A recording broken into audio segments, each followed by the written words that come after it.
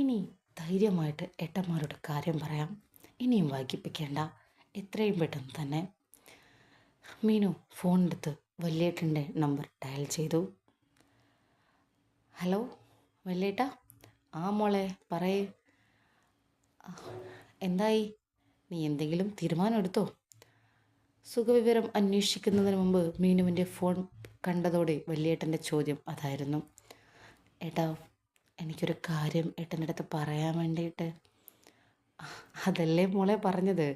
നീ എന്നെ വിളിച്ചപ്പോഴേ എനിക്ക് മനസ്സിലായി. നീ ഞാൻ പറഞ്ഞ കാര്യത്തെക്കുറിച്ച് ആലോചിച്ച് ഒരു തീരുമാനം എടുത്തെന്ന്. മോള് പറയ്. എനിക്ക് ഇവിടെ നിന്നാണ് എൻ്റെ മുഖച്ചെക്കനെ വേണ്ടത്. എന്താണ് അവന് മോള് വേണ്ടതെന്ന് പറയുന്ന യോഗ്യത? പറയേ. അത് വല്യേട്ടാ. എന്താ മോളെ, കാര്യം പറയേ. അത് വല്യേട്ടാ, എനിക്ക്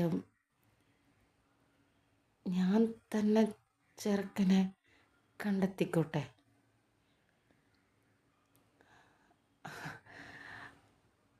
അതിനെന്താ മോളെ, നമുക്ക് ഒരാഗ്രഹം ഉണ്ടായിരുന്നു, അത്രയേ ഉള്ളൂ. അത് കുഴപ്പമില്ല.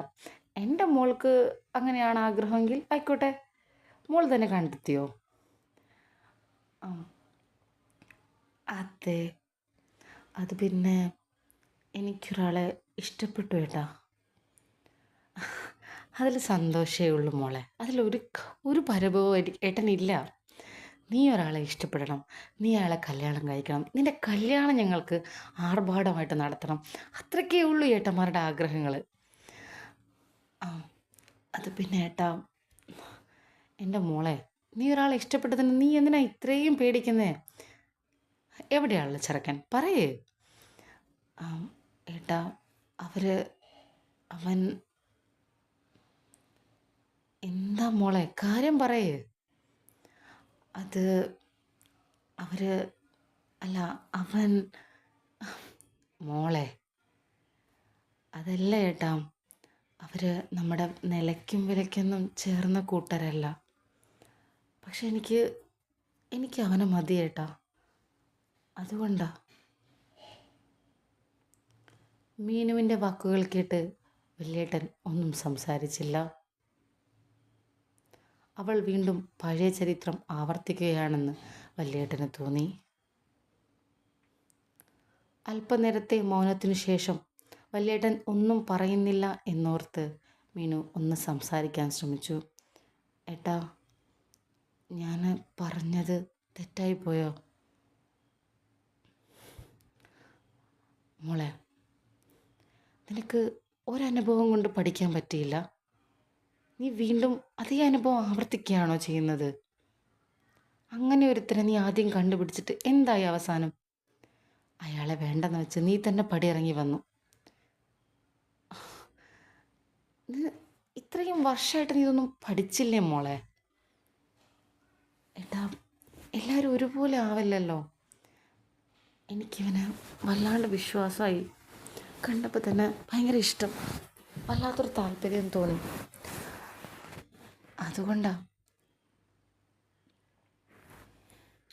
മോളെ, ഒരു കാഴ്ചയ്ക്ക് തോന്നുന്ന താല്പര്യമല്ല ഒരു കുടുംബജീവിതത്തിന് വേണ്ടത്. നമ്മൾ ഒരാളുടെ കൂടെ ജീവിക്കുമ്പോൾ അയാൾക്ക് മിനിമം നമ്മൾ കാണുന്ന കുറച്ച് യോഗ്യതകളുണ്ട്. അത് അത് വേണം മോളെ. ഏട്ടാ, സമ്പത്ത് കൊണ്ടും കുടുംബ മഹിമ കൊണ്ടും നമ്മുടെ ഏഴെഴുത്ത് പോലും അവൻ എത്തില്ല. പക്ഷേ എങ്കിലും സ്വഭാവം കൊണ്ട് ഓക്കെയാണ് ഏട്ടാ. ഏട്ടൻ ആളെ ഇഷ്ടപ്പെടും. പാവമാണ്, എന്നെ ഭയങ്കര ഇഷ്ടമാണ്. എന്നു മുതൽ? വല്യേട്ടൻ്റെ ചോദ്യം.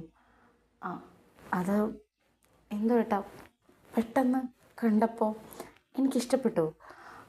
ഞാൻ പ്രപ്പോസ് ചെയ്യുകയും ചെയ്തു, ഒട്ടും ആലോചിക്കാതെ. അവൻ ആദ്യം ഓക്കെ പറഞ്ഞില്ല, പക്ഷേ അവന് ഇഷ്ടക്കുറവുള്ളതായിട്ടൊന്നും തോന്നിയില്ല. ഇപ്പം അവൻ ഓക്കെ ആണെന്ന് പറഞ്ഞു. അതാ ഞാൻ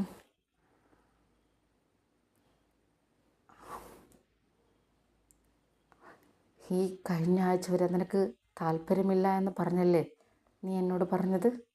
പിന്നെ പെട്ടെന്ന് ഒരു പൊട്ടിമുളച്ച പ്രണയം എവിടെന്നാ? ഇതാ ഞാൻ ചോദിച്ചത്. അത് ഞാൻ പറഞ്ഞല്ലോ കേട്ടോ, എനിക്ക് താല്പര്യം തോന്നിയിട്ട് ഞാൻ പ്രപ്പോസ് ചെയ്തിട്ട് അവനൊന്നും പറഞ്ഞിരുന്നില്ല. ഇപ്പോഴാണ് അവൻ ഓക്കെ പറഞ്ഞത്. അവൻ ഓക്കെ പറയാതെ ഞാൻ എങ്ങനെയാ ഏട്ടൻ്റെ അടുത്ത് പറയുക? അപ്പോൾ ഇത്ര നാൾ നീ കല്യാണത്തിന് താല്പര്യം കാണിക്കാത്തതിൻ്റെ കാരണം ഇവനാണെന്നാണോ നീ പറയുന്നത്? അങ്ങനെ ചോദിച്ചാൽ ആ, ഏകദേശം അങ്ങനെയൊക്കെ തന്നെയാ. മീനുവിന് പറയാൻ വാക്കുകൾ കിട്ടുന്നുണ്ടായിരുന്നില്ല. അല്ലെങ്കിലും കള്ളം പറയുന്നത്ര എളുപ്പമല്ല എന്ന് മീനുവിന് മനസ്സിലായി. എല്ലാ ചോദ്യങ്ങളും പ്രതീക്ഷിച്ച് തന്നെ റെഡിയാക്കി വെച്ച ഒരു സ്ക്രിപ്റ്റ് ആയിരുന്നിട്ട് പോലും പറഞ്ഞു ഫലിപ്പിക്കാൻ മീനുവിന് സാധിച്ചില്ല. എങ്കിലും വല്യേട്ടൻ ഏകദേശം വിശ്വസിച്ചു എന്ന് മീനുവിന് തോന്നി. ശരി, അവൻ എവിടെയുള്ളതാ? അവൻ്റെ ഫോട്ടോ അയക്കി വാട്സപ്പിൽ, പേരും ബാക്കി ഡീറ്റെയിൽസും ഞാനൊന്ന് അന്വേഷിക്കട്ടെ. ആ ഞാൻ അയച്ചുതരാട്ടോ. പിന്നെ അന്വേഷിക്കാൻ ഏട്ടൻ വേറെ എവിടെയും പോകേണ്ട കാര്യമില്ല. അവൻ നമ്മുടെ സൂപ്പർ മാർക്കറ്റിലെ ജീവനക്കാരനാ. എന്ത്? നമ്മുടെ സൂപ്പർ മാർക്കറ്റിലെ ജീവനക്കാരനോ? അതെ. എൻ്റെ മോളെ, എനിക്ക്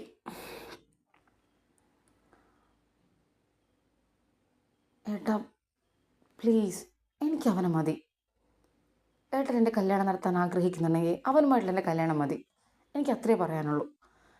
കൂടുതലൊന്നും പറയാൻ നിൽക്കാതെ മീനു പെട്ടെന്ന് ഫോൺ കട്ട് ചെയ്തു. ആശ്വാസമായി, ഒന്ന് പറഞ്ഞു കിട്ടിയല്ലോ. ഈശ്വര, വല്യേട്ടൻ അന്വേഷിച്ച് ഇനി എന്തെങ്കിലും പുല്ലുണ്ടാകുമോ? ആലോചിക്കുമ്പോൾ തന്നെ പേടിയാവുന്നു. അവനെ കണ്ട് വല്യേട്ടൻ എന്തായിരിക്കും പറയുക? വല്യേട്ടൻ്റെ ഭീഷണിക്ക് മുന്നിൽ അവന് പിടിച്ചു നിൽക്കാൻ പറ്റുമോ? വല്യേട്ടനായതുകൊണ്ട് ഒന്നും പറയാനും പറ്റില്ല.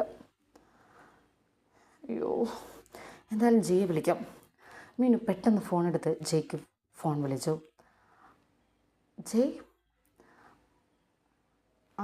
പറയ ചേച്ചി. ഞാനല്ലേ എന്നോട് പറഞ്ഞു ചേച്ചിന്ന് വിളിക്കരുതെന്ന്? സോറി ചേച്ചി, മറന്നുപോയി. മീനു പറയൂ. മീനു, അതെ, ഞാൻ വീട്ടിൽ കാര്യം പറഞ്ഞു. എന്നിട്ട് എന്താ? നിന്നെ ചോദിച്ചു ഏട്ടൻ. ഞാൻ പറഞ്ഞിട്ടുണ്ട്, ചിലപ്പോൾ ഏട്ടൻ അന്വേഷിച്ച് വരാൻ സാധ്യതയുണ്ട്. നീ ഒന്ന് ഒരുങ്ങി നിൽക്കണേ. ഒരുങ്ങി നിൽക്കണമെന്നോ? എന്ന് വെച്ചാൽ അങ്ങനെയല്ല, നിന്നെക്കുറിച്ച് ഒരു അന്വേഷണം നടത്തുമല്ലോ. അപ്പോൾ ഏട്ടൻ ചിലപ്പോൾ നിന്നോട് സംസാരിച്ചാൽ നീ പറഞ്ഞതൊന്നും മാറ്റി പറയരുത്. ഞാൻ നിന്നെ കണ്ട് ഇഷ്ടപ്പെട്ടതിന് ഞാൻ പ്രപ്പോസ് ചെയ്തു, പിന്നെ നീ ഇപ്പോൾ ആണ് ഓക്കെ പറഞ്ഞത്, അങ്ങനെയൊക്കെയാണ് പറയേണ്ടത്. മനസ്സിലായോ? മനസ്സിലായി. വേറെ പ്രശ്നമൊന്നും ഉണ്ടാവില്ലല്ലോ അല്ലേ? അറിയില്ല, വല്യേട്ടനെടുക്കുന്ന തീരുമാനം എന്താണെന്ന് ഒരു ഐഡിയ ഇല്ല.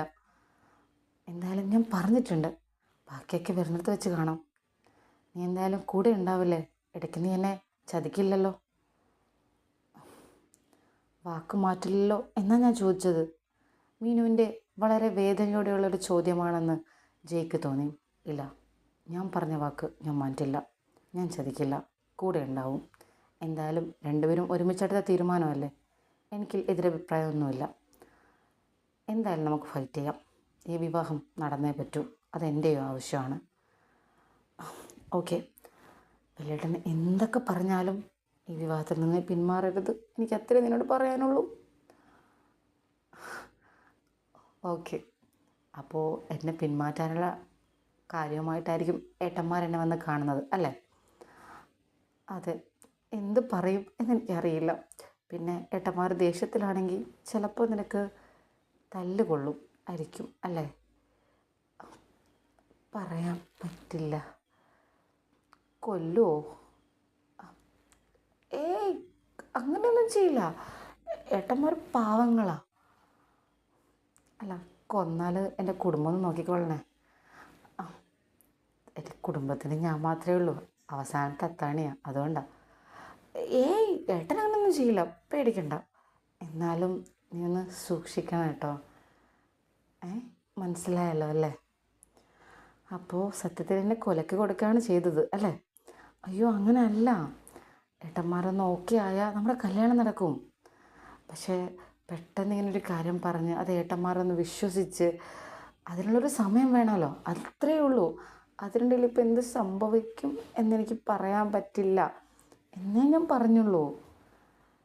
മീനുവിൻ്റെ വാക്കുകൾ ജയ്ക്ക് അല്പം ടെൻഷനുണ്ടാക്കി. ശരി, ഞാൻ നോക്കിക്കോളാം, കുഴപ്പമില്ല. ഓക്കെ, ഒന്ന് കരുതിയിരിക്കണം, മനസ്സിലായല്ലോ അല്ലേ? ശരി, ഞാൻ കരുതി തന്നെ ഇരുന്നോളാം. മീനുവിൻ്റെ ഏട്ടന്മാരെ കാണാൻ വേണ്ടിയിട്ട് പോരെ. ഞാൻ പറഞ്ഞ വാക്ക് ഞാൻ മാറ്റില്ല, ഞാൻ ചതിക്കില്ല, ഞാൻ കൂടെ ഉണ്ടാവും, ഉറപ്പാണ്. ശരി എന്നാൽ അപ്പം ഞാൻ വെക്കട്ടെ. ആ ശരി. അല്പം ആശ്വാസത്തോടെ മീനു ഫോൺ വെച്ചു. ജയ്ക്ക് ഒരല്പം ടെൻഷൻ തോന്നിയെങ്കിലും ഉള്ള ധൈര്യം ജയ് വീണ്ടെടുത്തു. ഇനി എന്തായാലും ഫൈറ്റ് ചെയ്യാം, വേറെ വഴിയില്ല. മീനുവിനെ കല്യാണം കഴിച്ചേ പറ്റുള്ളൂ. ആരൊക്കെ എന്തൊക്കെ പറഞ്ഞാലും എതിർത്താലും ഈ വിവാഹം നടന്നേ പറ്റുള്ളൂ. അതിനാദ്യം വേണ്ടത് മീനുവിൻ്റെ ഏട്ടന്മാരെ നേരിടാനുള്ള ധൈര്യമാണ്. എന്തായാലും നോക്കാം, അവരെന്താ ചെയ്യാൻ പോകുന്നതെന്നറിയാതെ എനിക്കൊന്നും ചെയ്യാൻ പറ്റില്ലല്ലോ. എന്തായാലും അവരുടെ വരവിന് വേണ്ടി ഞാൻ കാത്തിരിക്കാം, അതേ ഇപ്പം എനിക്ക് ചെയ്യാൻ പറ്റുള്ളൂ.